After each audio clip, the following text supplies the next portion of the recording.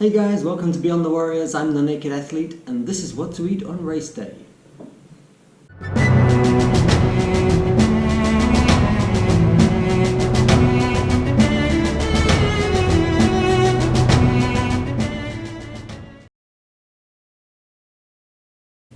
So I just finished at the weekend bottling my next batch of homemade beer. I brew my own beer at home, love it. Love making it. It's quite a bit of work involved. You have to sterilize everything, and I mean the making of the beer is very easy, but keeping everything clean and sterilized quite difficult. So it's a bit of work involved, but it's fun. I enjoy it, and I enjoy the proceeds from it. Why am I telling you this? Well, there is a product which I use in brewing which will feature later on. Stay tuned. Okay, so what do we eat on race day? The short answer to that is food. But that would make a very short, boring video, so I'm going to make it a little bit longer than that. But first, in my last video, I asked you guys for help. I did a big appeal, and to date, with the exception of one person who I know is not a runner, not one person has given any money. Not one. So, the reason why this has taken so long to do this video is because I've lost my mojo. I'm not enjoying this at all. I'm not a social person. I don't like to be out there on social media. I'm not a person that likes to stand in front of a video camera and take pictures of myself. I'm not a person who can talk garbage. I mean, these videos take lots of editing just to make them sound like I'm talking normally. All things being equal, and by that I mean carrying on as they are, this is going to be my last video because, as Dr. Phil says, there has to be a payoff. I'm not enjoying what I'm doing. I'm working till late at night trying to get these videos edited and losing sleep. My running is suffering. It's time for me to cut my losses. I'm going to put some money in today to Hacked. My son put some money into Hacked. Thank you for that. And so this little series is over. The Naked Athlete is about to die. So that's the way the story would have gone were it not for this beautiful lady. I know what you're thinking. Why? I don't know. She said yes, and I've been smiling ever since. Anyway, Corin said I need to give you guys another chance. She said that I haven't given you the opportunity to do the right thing, and that I haven't appealed to you enough. So here's my final offer. I'm going to do this video, and then I'm going to do the next 10 kilometers, which I will upload by the weekend. If by the time that I've uploaded the next 10 kilometers at the weekend, somebody has donated something, anybody has donated something, other than me and my son, then I'll finish the series. So that's all it'll take, one person to donate, and I will upload the rest of the series. Surely one of you must find this useful enough to want to keep it going. Remember, this donation doesn't go to me. It goes to the Hillcrest AIDS Centre Trust. You pay over to the Comrades Marathon Association on their payments page, I suppose, and in a big ceremony at the end they will give this money to the Hillcrest AIDS Centre. We have 33 days left until Comrades at the time of recording this. Put your hands deep in your pockets and let's get the money flowing. I thought this cause was enough to put my time and effort into it and my money into it. I'm sure that you know that I'm right. I'll put a link in the comments, but here it is in the meantime. Remember, if you enter it manually, you must enter it exactly as it's shown here. Caps in all the right places. So back to the video. By the way, I had to re-record the end of this because it was my final goodbye, but not anymore. Let's keep this thing going. So let's talk carbs. For us, for our purposes, there are two types: simple carbohydrates and complex carbohydrates. Simple carbohydrates are your sugars, and of which there are, again, several types, but what interests us is the monosaccharide sugars, which include glucose, and fructose. Now, you will hear people saying fructose. I like to say fructose because that's what your toes are going to be on Comrades Day. So, we have glucose and fructose, and we also have disaccharides, meaning two sugars joined together, and the big one that we all know is sucrose, which is table sugar, all right, ordinary sugar. And that is, as you can see, made up of a fructose and a glucose. Now, I'm going to talk later about fructose because it's an evil thing. But for the time being, just know that sucrose, sugar, is made up of a fructose and a glucose. Now, dietitians will tell you that we shouldn't be eating sugars, we should be eating complex carbohydrates like the starches. They are polysaccharides, meaning many saccharides, many sugars, and they are lots of glucose molecules in a chain, just like that. Now, we can only absorb monosaccharides into our body. So anything bigger than one molecule has to be divided up by our digestion. Okay, so we've often heard people talk about low GI and high GI. It's an indication of the speed with which food enters the bloodstream. A monosaccharide, a simple sugar, will be a lot quicker into your system than a starch, which has to be broken down first into the monosaccharides before it enters the system. But, with the exception of sugar, which I'll talk about later, they all break down into glucose, which enters the blood system and goes to the cells. Most runners know the word glycogen. It seems that it's common knowledge amongst runners that we have 2 hours of glycogen in our muscles. Now, what does that mean? When we absorb glucose into our bloodstream, it enters the cells and used by the cell directly. So glucose actually goes directly into the cell and is used where it's needed immediately. If there's too much glucose, then it's stored as glycogen, the magic word for runners. Okay, so we have 2 hours of glycogen. When your blood glucose goes too low and the cells are not getting enough, then it breaks down the glycogen to use as energy. I'm not going to go into the whole process. It's very complex and actually very interesting reading. If you're interested in that kind of nerdy stuff like me. Glycogen is stored in two places, in the muscles, in the cells of the muscles, and in the liver. We're interested in the muscles, obviously. So the complex carbohydrates are divided up into individual glucose molecules during the digestion process. Okay, so when you're running, your muscles are doing more than what they do when you're sitting. Accordingly, energy is used up by the muscle, and it starts using up the glycogen store. When you continue running, the glycogen is running out, and what happens is that we hit the wall. We've all heard it, we've all done it, I'm sure. You get to that point when you're running where you no longer have the energy to function properly, and that is what we as runners call hitting the wall. Hitting the wall is very interesting. How can all this information help? In my first 3 Comrades, I hit the wall around 60 k's. Okay, better than some people a lot less than that, but for me, when I run to 60 k's, now I thought that was because I hadn't trained past 56, and naturally it's an unknown, and I thought, well, that's it, that's my ability, I can run to 60 k's and I'm done. Then I started walking, and you pull yourself up again and you get going, but essentially you can't think, your body just drags along, and it's no fun to run like that.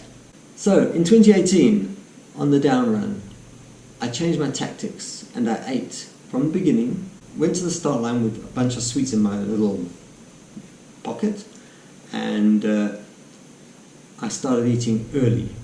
I started getting that glucose to be broken down into my stomach early. I had breakfast, everybody has breakfast. You only see sort of potatoes and things like that from 20 to 30 k's into the run, and as soon as I saw them, I started eating. And you can't eat too much, obviously, but I kept on eating the whole way through. I ran through 60 Ks, ran through 70 Ks, I ran through 80 Ks. But 6 Ks to go, I collapsed. Well, not collapsed, so I just hit the wall. Now, why was that? It was my own stupidity. I have a thing when I run, like if I get 5 Ks to the end, I always think to myself, I can easily do 5 Ks, keep going. Anyway, in this day I got to 20 Ks from the end.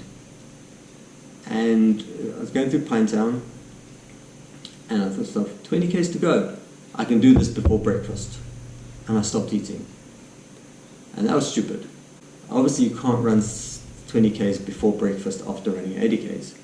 So 20 Ks to go, I decided that I could do this without any further eating, and it didn't work for me. So this time, 2019, I'm going to be running eating the whole way.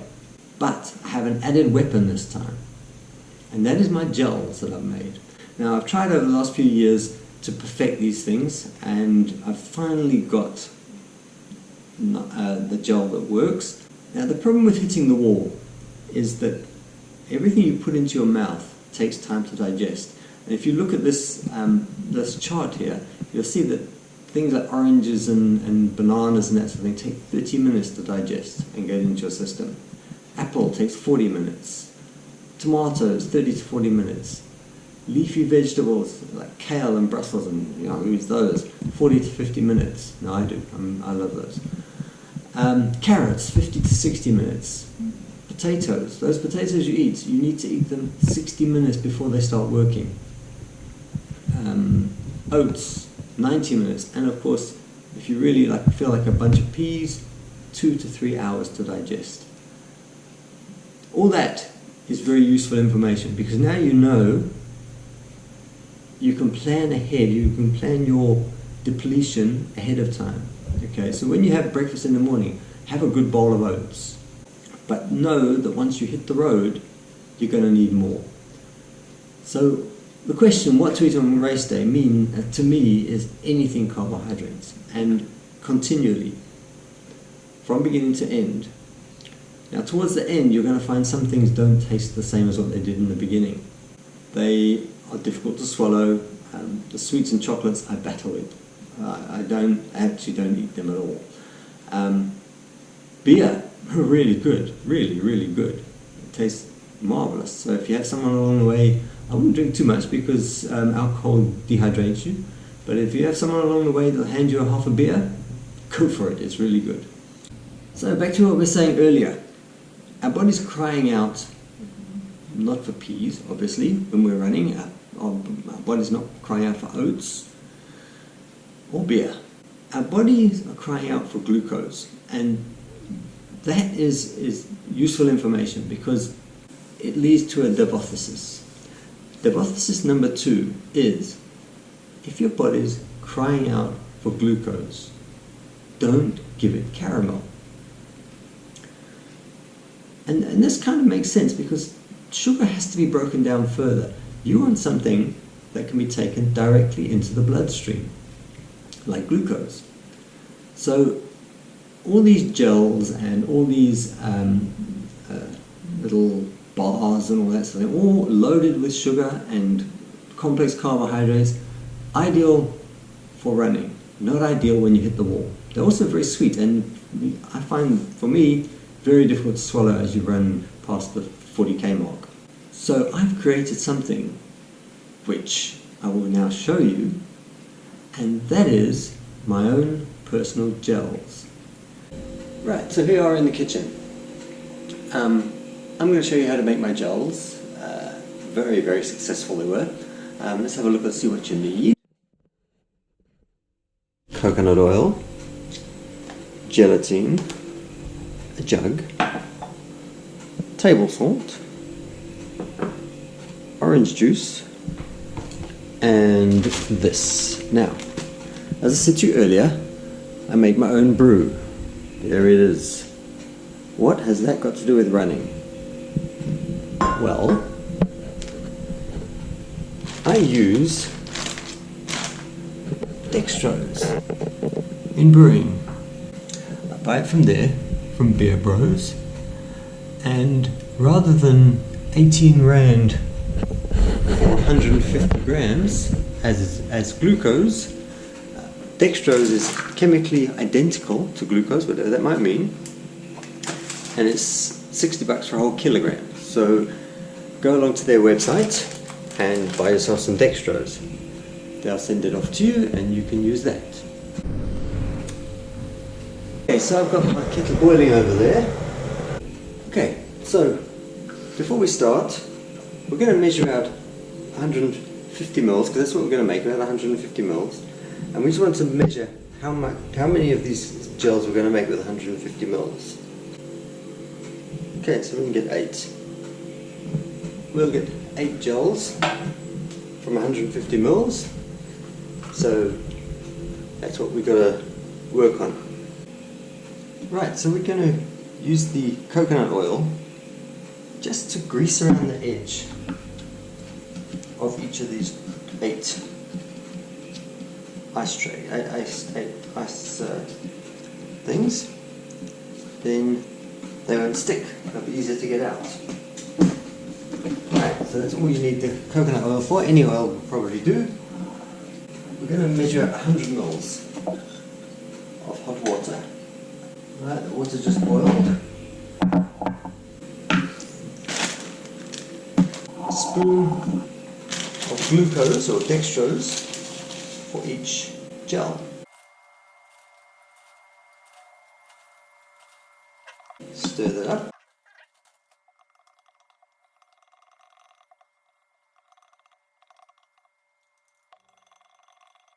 Now you mustn't think that you're going to eat these things and enjoy them, okay? They're not going to be tasty right now. I've been experimenting with different mixtures and flavors and they're really disgusting. But the magic all happens after you've done 20-30 Ks. So what your body craves tastes good at the time. Might need to warm this up again because it does tend to lose temperature and we need it hot. Next thing we need to measure out is the salt. And for this, we're going to have 1/4 teaspoon of salt for each gel. Let's put the salt in.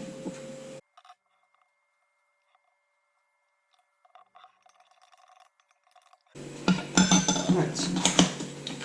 Throw our gelatin in there. We need to put 2 sachets in. I tried with 1 sachet and they worked for a while, and then when it got warm they just turned to liquid.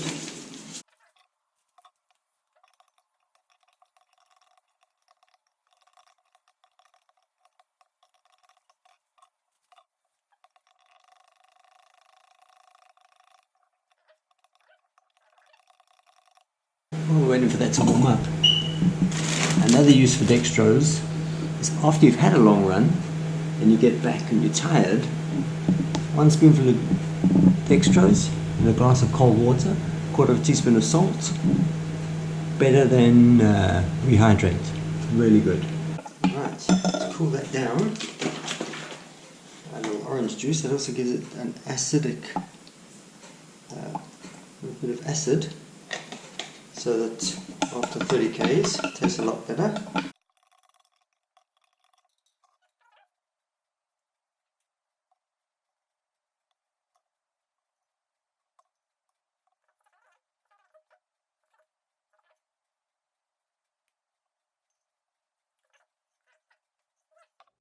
Put them in the fridge overnight, or even here they would set, and in the morning they will be like sweets that taste terrible. Let me know if they work for you. To recap, eat carbs in smallish amounts all day. Remember, carbs is a major part of our diet, but only 1% of our body makeup. That's because we burn it. We burn it for energy. That's what we need it for.